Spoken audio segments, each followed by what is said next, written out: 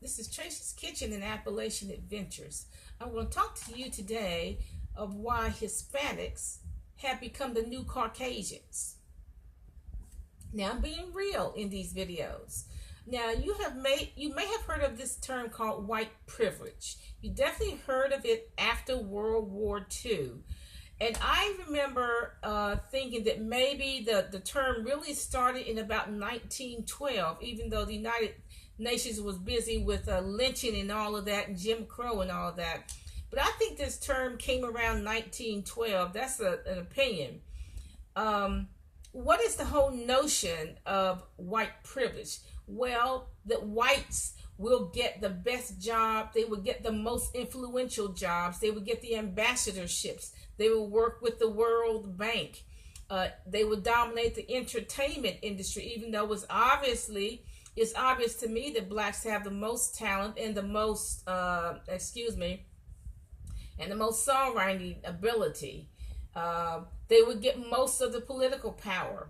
They would become the city managers, the mayors, the senators, and so on. Even though I'll acknowledge there have been some token political stars among African Americans. Whites, in keeping with the whole notion of white privilege, whites would get the big business contracts. They would get the defense contracts. Therefore, they will dominate business. Housing. Whites would get the best housing, the best built housing, and they on the best land. Why? Because they have the best jobs in the best suburban sections. I have personally seen them pave and repave streets in white suburban areas and neglect the streets in the urban black areas. Okay, they would dominate the financial market. They will have the most influence, okay? And like I said, I know they have a few token blacks in the financial market. Now, this influx of Hispanics, particularly Central Americans, is estimated to be about 12 million people. Jobs. In comparison to the white privilege, they get the best jobs without a resume, without a social security number. There's no way to check their references. There's no way to perform a background check. No way to see whether or not they have a criminal background. How? Well, how are you doing this? Well, you're kicking the blacks out of the jobs. For example, I've seen it happen already. For example, the janitorial positions in school. They're kicking the blacks out of those schools, out of those jobs, and hiring the Central American illegals. The janitorial jobs in the schools and the hotels. They've already kicked blacks, for the most part, out of the being migrant workers. Food processing jobs, processing meat and frozen vegetables. The food is nastier. We've had recalls because of Listeria and E. coli. Okay, this is not a racist rant. Okay, this is white privilege that has transferred to the Hispanics, in particular the Central American Hispanics. Okay, they get jobs at no cost. Easily. Okay, let's look at housing. The government is throwing black women out of Section 8 housing. Why? Not because of all this baby daddy business that black women are having babies by different men. It has nothing to do with that.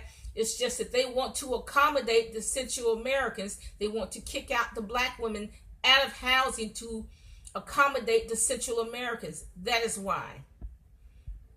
And some of the refugees. It has already happened in LA. They have already kicked the blacks out of housing in LA.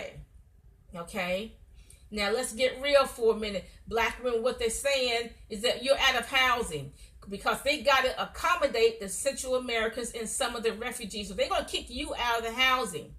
And you're going to have to make a living from now on. They have already turned over the nice housing in a lot of cities, in a lot of states, North Carolina, South Carolina, Tennessee, Mississippi.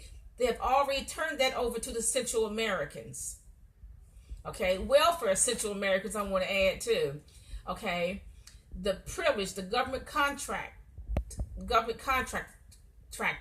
Okay, that white privilege has a lot of Hispanic contractors are being given those government contracts. Why is the white government giving the Hispanics the white privilege? Well, for one thing, it's a cheaper labor source. They're willing to work for $7 an hour when the going rate is 14, or they will put a roof in for 1,100 when the going rate is 1,500. Okay, now the United States government would they can get rid of them, but they don't want to. Why? Because they're a constant cheap labor source, number one. And the drug economy. Okay, the United States needs the drug economy. We need all that cocaine and marijuana. Why? Because you know what? The whole economy will collapse if we didn't. To be honest, if we want to be honest here, the whole economy would collapse if it wasn't for cocaine and marijuana. So you can get cocaine and marijuana wholesale from Central America, and the United States knows that. Okay. Now I'm sure you've seen the ICE raids. It's really designed to make ICE look good, the Border Patrol and Trump look good, but they're not making. It's only a drop in the bucket, a very small drop at that. If they deport 100 people, for example, if they deport 100 people per month, 400 more are coming in.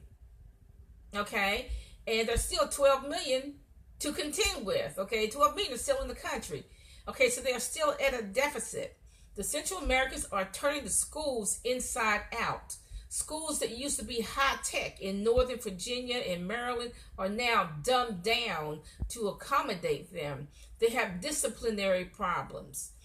Some parents are afraid to take their children, let the children even go to school. The high-tech high schools in New York have been dumbed down. The high schools just have a whole lot of rape, and it's just very bad for students. If the government really wanted to get rid of the Central Americans and all these illegals, as they call them, it would be very easy. All they got to do is go to the welfare rolls.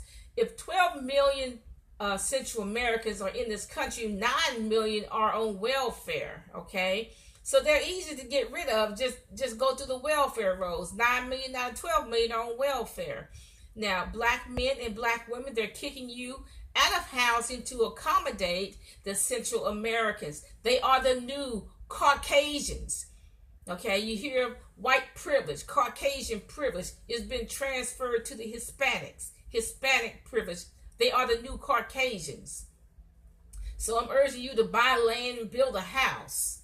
Okay, they're going to kick you out of a job because they're going to make 101 excuses. Well, they're not going to give a job to you. They're going to say, well, you have bad credit, you have a record or whatever. Okay, so we're going to have to try to be self-employed. And as a special note, we have in this country businesses, we have freedom, but the freedom has cost us. Poor whites and poor blacks and American Indians fought and died in all the wars from probably the Revolutionary War on, but particularly from the Civil War on, Civil War, World War I, the War of 1898, all the way up to Desert Storm, all the way up to Afghanistan.